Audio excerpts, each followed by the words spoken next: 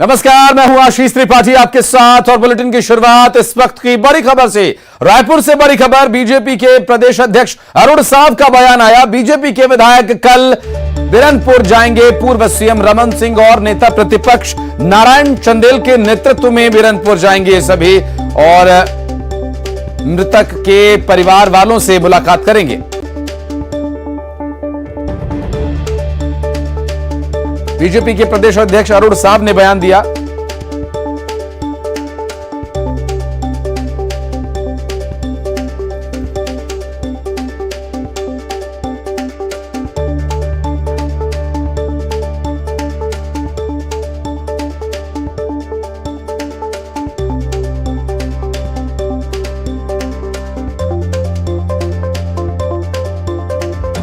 पूर्व सीएम रमन सिंह और नेता प्रतिपक्ष के नेतृत्व में एक प्रतिनिधिमंडल जाएगा। दरअसल ये मृतक के परिवार वालों से मुलाकात करेंगे। बीजेपी के प्रदेश अध्यक्ष अरुण साव का बड़ा बयान, उन्होंने जानकारी दी और बीजेपी विधायक दल कल बिरनपुर जाएंगे और पूर्व सीएम रमन सिंह और नेता प्रतिपक्ष के नेतृत्व में बिरनपुर जाएंगे। मृतक के परिवार वालों से मुलाकात करेंगे। विधायक दल ने तय किया है, विधायक दल कल बिरनपुर जाने वाला है भुवनेश्वर साहू के परिजनों से मिलने के लिए और वहां की परिस्थिति और बाकी बातों की चर्चा वहां पर वो करेंगे।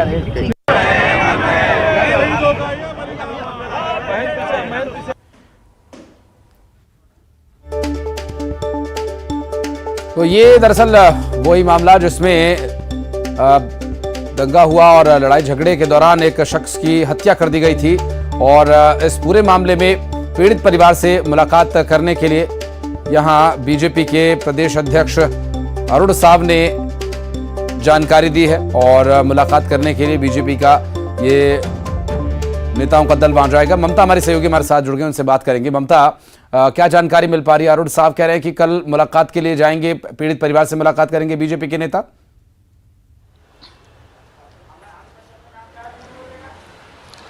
बिल्कुल, देखिए, डॉक्टर रमन सिंह जाएंगे और इसके साथ ही नारायण चंदेल जाएंगे और बीजेपी के जो विधायक हैं वो जाएंगे और वहाँ पर उनका कहना है बिरनपुर में पीड़ित परिवार जो है भुवनेश्वर साहू उनके माता पिता से मुलाकात करेंगे और बातचीत करेंगे और अभी क्या परिस्थितियाँ इस पर बातचीत करेंगे।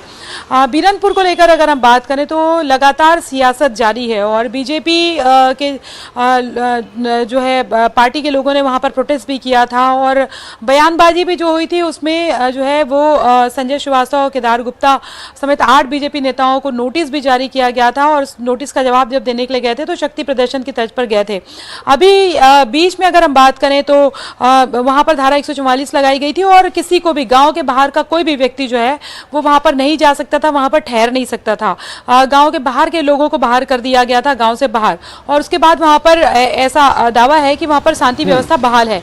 लेकिन अब जब बीजेपी डॉक्टर रमन सिंह और विधायक दल वहां पर जाने वाले हैं तो देखने वाली बात है कि वहां पर किस तरह की स्थिति जो है वो होती है और किस तरह की सियासत भी इस पूरे मसले पर होती है, किस तरह का बयान आते हैं, ये देखने वाली बात होगी। लेकिन ये जरूर है कि बीजेपी बखूबी समझती है कि 6 महीने बाद विधानसभा चुनाव होने वाले हैं और वो इस मुद्दे को छोड़ना नहीं चाहती है। और हालांकि कांग्रेस का कहना है कि बीजेपी जानबूझ के इस हिंसा भड़काने का काम कर रही है, दंगा फैलाने का काम कर रही है। उनके पास कोई मुद्दे नहीं है मुख्यमंत्री भूपेश बघेल से लड़ने के लिए और ऐसे में बीजेपी की ये रणनीति ही है, पुरानी स्ट्रेटेजी ही है कि किस तरीके से जो है सामुदायिक सांप्रदायिक सौहार्द जो है वो उसको बिगाड़ा जाए और उसके बाद में जो है उस पर राजनीति की जाए। ये कांग्रेस का आरोप है। अब देखना ये कि डॉक्टर रमन सिंह जाते हैं विषय भी बनता रहा है। ममता, आप रहे हमारे साथ, कुछ और खबरों पर आपसे बातचीत करनी है, जानकारी लेनी है। फिलहाल बढ़ते हैं आगे और रुक करेंगे अगली खबर का। रायपुर में कांग्रेस की एक महत्वपूर्ण बैठक हुई जिसमें राजीव भवन में लीडरशिप डेवलपमेंट मिशन की बैठक में अनुसूचित जाति और जनजाति वाले विधानसभा क्षेत्र में नए लीडर्स तलाशे जाने को लेकर मंथन हुआ और ये ऐसे नेता होंगे जो SC/ST सीट्स पर चुनाव से पहले और चुनाव की तैयारियों के बारे में जीत के लिए समन्वय के साथ काम करेंगे और उन्हें संगठन में पद और अवसर देने की नीति पर काम किया जा रहा है। कांग्रेस के SC/ST, OBC और अल्पसंख्यक विभागों के राष्ट्रीय समन्वयक के राजू ने यह बैठक ली और बैठक में कांग्रेस के राष्ट्रीय अनुसूचित जाति विभाग के राष्ट्रीय अध्यक्ष राजेश लिलोतिया मंत्री शिव डहरिया, बस्तर सांसद दीपक बैज के साथ विशेष रूप से एससी और एसटी क्षेत्रों के कांग्रेस नेता कार्यकर्ता इसमें शामिल हुए। ऑब्जेक्टिव ये है, हर एक एससी एसटी कॉन्स्टिट्यूंसी में कांग्रेस कैंडिडेट जीतने के लिए ये मिशन है। ये मिशन का स्ट्रेटजी है, हर एक गांव में, हर एक ब्लॉक में, असेंबली स्तर पर SC ST OBC minority leaders को डेवलप करने के लिए, वो लीडर्स को मंच देने के लिए, वो पॉलिटिकल एक्टिविटीज बढ़ाने के लिए ये लीडरशिप डेवलप मिशन का ऑब्जेक्टिव है। ये विषय पूरा विस्तार रूप से डिस्कस करने के लिए हम मीटिंग बुलाया। ये ऑर्गेनाइजेशन का काम है और ऑर्गेनाइजेशन बिल्डिंग के लिए जो न्यू लीडरशिप है उसकी बहुत ज़रूरत है। तो उनको आइडेंटिफाई करना, उनको प्रमोट करना, उनको इस्टेब्लिश करना, ये लीडरशिप डेवलपमेंट मिशन का उद्देश्य है। देखिए, जो पार्टी का वर्कर है उसके पास में प्रतिभा है, तभी उसको कोई ना कोई पद कांग्रेस के संगठन में मिला है, और उसको और किस तरीके से शार्पन किया जाए और उसको किस तरीके से उसको आगे ट्रेन किया जाए ताकि वो भविष्य के अंदर कांग्रेस पार्टी के संगठन को और ज्यादा मजबूत। और ममता हमारी सहयोगी इस वक्त हमारे साथ मौजूद हैं, उनसे बात करेंगे। और ममता, अभी जिस तरह से चुनाव की सरगर्मियां तेज हो चुकी हैं, अब एक नए लीडर्स तलाशे जाने की शुरुआत यहां पर कांग्रेस पार्टी कर रही है। क्या प्लानिंग पता चल पा रही है, क्या ध्येय रहेगा और क्या कुछ है प्लानिंग कांग्रेस की नए लीडर्स को तलाशे जाने के लिए?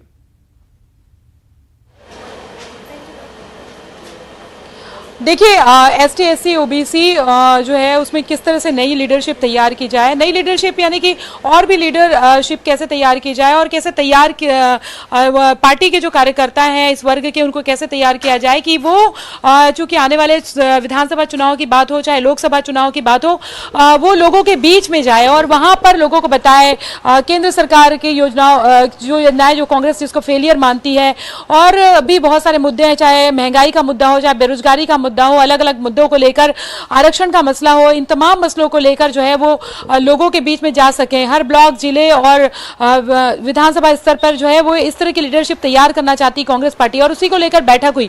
उनका कहना है कि ठीक है, पुरानी जो लीडरशिप होती है, लेकिन हर समय जो है नए लीडर्स तैयार करने की जरूरत होती है, युवाओं को भी सिखाने की जरूरत होती है, और ताकि वो जो है ज्यादा मजबूती से बात रख सके, ज्यादा से ज्यादा लोगों तक के हमारी बात पहुंच सके। और आरक्षण के मसले को, जैसे कि अभी कांग्रेस पार्टी ने एक नया एक तरह से कह सकते हैं कि नारा दिया है, राहुल गांधी भी इस बात को लगातार, राहुल गांधी ने ये नारा दिया है कि जितनी आबादी उतना हक। तो इसको लेकर खासतौर पे जो है वो मंथन किया गया और ये बताया गया कि वो लोगों के बीच में जाएंगे, गांव-गांव जाएंगे, शहर-शहर जाएंगे और लोगों को बताएंगे कि आबादी के हिसाब से क्यों नहीं जो है वो आरक्षण होना चाहिए, आबादी के हिसाब से क्यों नहीं नौकरियां होनी चाहिए, लीडरशिप होना चाहिए। तमाम मसलों उनको लेकर तैयार किया जा रहा है, और इसी को लेकर बैठक हुई कि ये कहा गया कि बूथ से लेकर अगर हम बात करें विधानसभा तक के, इस तरह से जो ऐसे चेहरे हैं, जो मुखर हैं, जो बातचीत ज़्यादा बात जो सही तरीके से तार्किक तरीके से बात रख सकते हैं, जो ठीक से पढ़ लिख सकते हैं नियम कानून कायदों को लेकर, और लोगों तक के बात तार्किक तरीके से पहुंचा सकते हैं। तो इस तरह की लीडरशिप जो है और भी तैयार करने की जरूरत है, और उसी को लेकर पार्टी काम कर रही है, उनका कहना है। और खासतौर पर विधानसभा और लोकसभा चुनाव जो है वो इस पूरी तैयारी में फोकस जो है वो मसला है। जी बिल्कुल ममता, बहुत शुक्रिया आपका इस पूरे मामले पर जानकारी देने के लिए। और बढ़ते आगे रुक करेंगे अगली खबर का। छत्तीसगढ़ विधानसभा चुनाव को लेकर बीजेपी पूरी तरह से चुनावी मोड में आ चुकी है, और रायपुर में भारतीय जनता पार्टी सहकारिता प्रकोष्ठ की प्रदेश कार्य समिति की बैठक बीजेपी के प्रदेश कार्यालय कुशाभाऊ ठाकरे परिसर में हुई। बैठक में बीजेपी प्रदेश अध्यक्ष अरुण साहब मुख्य वक्ता के तौर पर कार्य समिति को संबोधित कर मार्गदर्शन देते नजर आए, और इस दौरान अरुण साहब ने राज्य सरकार पर जमकर हमला बोला और कहा कि सहकारिता आंदोलन को कुचला जा रहा है। केंद्र ने सहकारिता को बढ़ावा देने के लिए अलग से विभाग बनाया, मगर राज्य की सरकार इसे कुचलने का काम कर रही है। कांग्रेस पार्टी की सरकार बनी है, सहकारिता आंदोलन को पूरी तरह से कुचलने का काम किया है।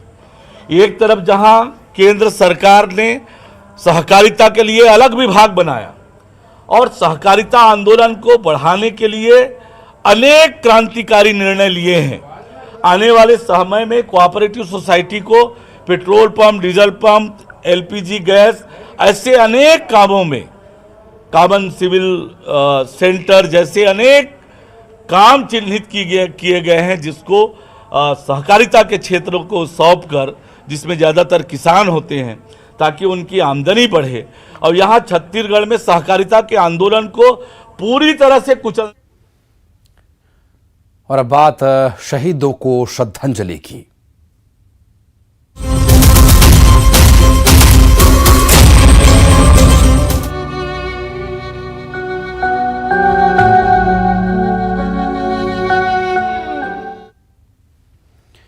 दंतेवाड़ा में हुए नक्सली हमले से जुड़ी जानकारी आपको दे दें। दरअसल हमले के नक्सली संगठन के दरभा डिवीजन कमेटी ने इसकी जिम्मेदारी ली है। घटना को लेकर दरभा डिवीजन के सचिव ने प्रेस नोट जारी किया और इसमें यह दावा किया गया कि नक्सलियों के लड़ाकू पीएलजीए की टीम ने इस वारदात को अंजाम दिया। अरनपुर हमले को सरकारों के ऊपर उनके ऊपर की जा रही कार्रवाई के जवाब के तौर पर बताया जा रहा है। दरभा डिवीजन के सचिव साईनाथ ने यह प्रेस नोट जारी किया और सरकार के हमलों का जवाब इसे बताया। दंतेवाड़ा में हुए ब्लास्ट को लेकर पीएलजीए ने इस ब्लास्ट की जिम्मेदारी ली है और प्रेस नोट में लिखा कि सरकार के द्वारा किए जा रहे हमलों का यह जवाब है, जिसमें 10 जवानों की शहादत हुई थी और एक ड्राइवर की भी शहादत इस पूरे वारदात के दौरान हुई थी। दरअसल ये दंतेवाड़ा हमले को लेकर जानकारी हम आपको दे रहे हैं, जहां दरभा डिवीजन के सचिव साईनाथ ने, जो कि नक्सली हमले की जिम्मेदारी जो ली गई थी आईईडी ब्लास्ट को लेकर, प्रेस नोट के माध्यम से।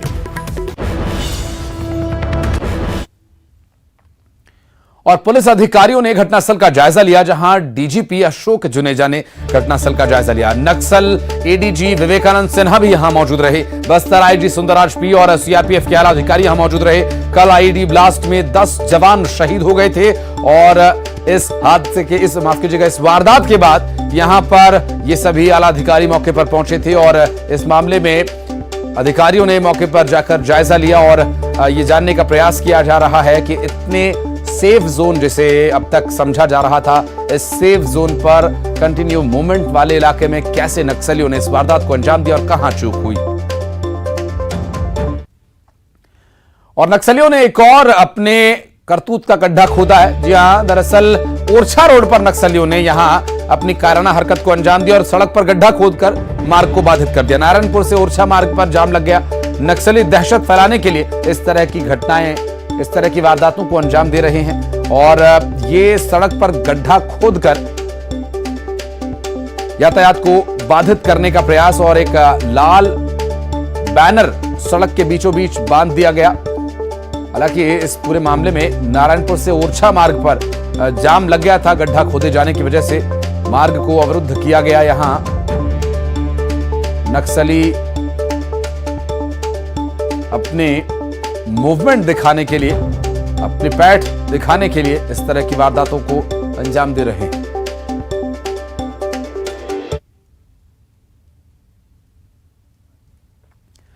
और दंतेवाड़ा में नक्सली हमले में शहीद हुए जवानों को पुलिस लाइन में मुख्यमंत्री भूपेश बघेल ने श्रद्धांजलि दी।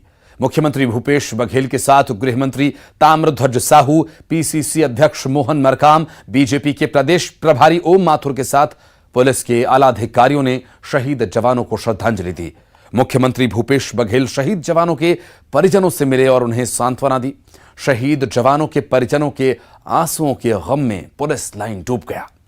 शहीद जवानों के परिजनों का रो रो कर बुरा हाल है और शहीदों को श्रद्धांजलि देने के बाद उनके पार्थिव शरीर को उनके पैतृक ग्राम रवाना किया गया। इस दौरान मुख्यमंत्री ने खुद कंधा देकर शहीद को अंतिम विदाई दी और मुख्यमंत्री भूपेश बघेल ने कहा कि जवानों की शहादत बेकार नहीं जाएगी। नक्सली हताशा में इस तरह की वारदातों को अंजाम दे रहे हैं। नक्सली कमांडर हिडमा पूरी तरह से घिर चुका है। सीएम ने कहा कि केंद्र सरकार के सहयोग से जल्द ही और कैंप्स नक्सल इलाकों में खोले जाएंगे।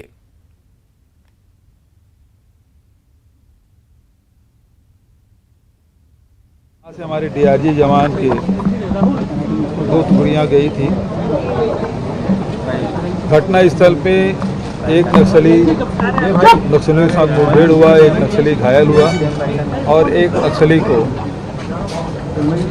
पकड़ लिए और घायल नक्सली और जो जिन्हें गिरफ्तार किया गया था उसको लेकर वापस आ रहे थे और एहरानपुर के पास आईडी ब्लास्ट हुआ, जिसमें 10 हमारे डीआरजी के जवान और एक सिविलियन की शहादत हुई।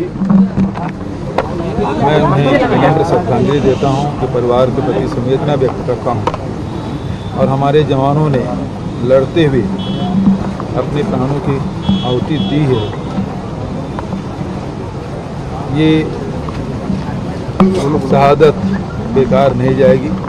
ये जो एरिया है वो आरती का, जैसे हिडमा का हेडक्वार्टर कहा जाता है, अब वो लगभग चारों तरफ से घिर चुका है। नेशनल पार्क के एरिया है, अब वो हमारे जवानों के पहुंच के अंदर है, तो अब उसके छुपने की जगह अब इस एरिया में बीजापुर, सुकमा, दंतेवाड़ा में अब नहीं रहा। और जो छोटी छोटी सड़कें हैं वो भी बनाई जा रही है, कैंप खोले जा रहे हैं जनता की सुविधा के लिए। पीडीएस साहब, स्कूल, आंगनबाड़ी केंद्र वो सारे खोले जा रहे हैं, तो लोगों का विश्वास सरकार के प्रति बढ़ा है और नक्सली लगातार पीछे हटते जा रहे हैं। और आईडी ब्लास्ट घटना लगभग 2 साल बाद हुई है। मैं समझता हूँ कि ये नक्सलियों का हताशा ही है कि उन्होंने इस प्रकार की घटना हमने डिमांड की भारत सरकार से और मिलेगा और कैंप भी लगाएंगे। दंतेवाड़ा में शहीद हुए जवान जोगा सोढ़ी का पार्थिव शरीर उनके गांव सुकमा के मिरवाड़ा लाया गया और जैसे ही पार्थिव शरीर उनके घर पहुंचा, उनके गांव में पहुंचा, सभी की आंखें नम हो गईं। शहीद जवान की अंतिम यात्रा के दौरान गांव में लोगों का हुजूम उमड़ पड़ा। अंतिम यात्रा में एसपी सुनील शर्मा, जिला पंचायत हरीश कवासी शामिल हुए।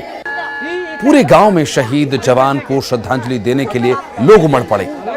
इसी तरह से बीजापुर जिले के निल्सनार थाना क्षेत्र के मुंडेर गांव में शहीद आरक्षक मुन्ना राम कड़ती को अंतिम विदाई दी गई और दंतेवाड़ा के सारा गांव में ड्राइवर धनीराम यादव को भी नम आंखों से विदाई दी गई।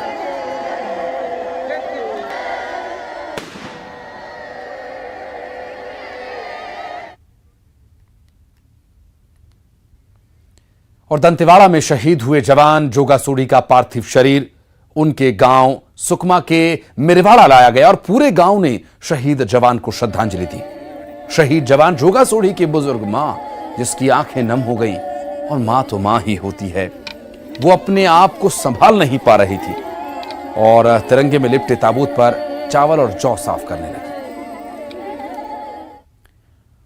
रायपुर में शहीद जवानों के लिए श्रद्धांजलि सभा का आयोजन किया गया। राजधानी के जयस्तंभ चौक पर श्रद्धांजलि सभा का आयोजन किया गया।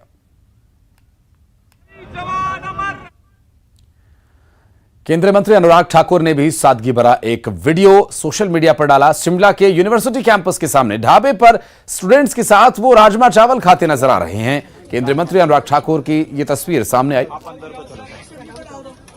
अंदर को जाने या बाहर ही रहना। बैठो। और कम करो। अनुराग ठाकुर की ये तस्वीर आप देख रहे हैं। दरअसल ये शिमला से तस्वीर सामने आई। अनुराग ठाकुर यहां पहुंचे थे और राजमा चावल यहां पर स्टूडेंट्स के साथ खाते नजर आए। ये 80 से ऐसे ही चल रहा है। 80 से we used to eat here that we